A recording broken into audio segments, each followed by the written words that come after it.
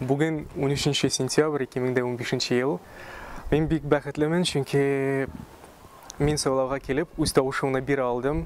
Безнең республикабыз өчен, Казаныбыз өчен, безнең киләчәгебез өчен. Минем кандидатым ул бер, безнең әлеге президентыбыз Рөстәм Нургали улы Миңнеханов. Бик көчле президент, безнең президент, үзе безнең президентыбыз. Татарстан яшәрә, Татарстан матур, Татарстан беренчелектә бөтен Россиябызда. Һәм мин моның белән бик горурланам. Әлбәттә, гел шулай булсын, Татарстан яшәсен. Тагын да күбрәк олы-олы мәҗлесләр булсын Татарстаныбызда.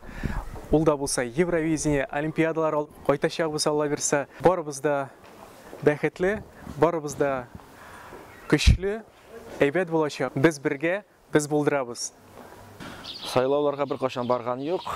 Нәрсә икәнен дә белмим, беләсем дә килми. Чөнки без аларны сайлау белән үстебезгә ничектер җаваплылык алабыз. Мен бу ялганлардан җаваплы буласым килми, шуңа күрә мин кеше буларак та, нормаль кеше буларак сайлауларга бармыйм.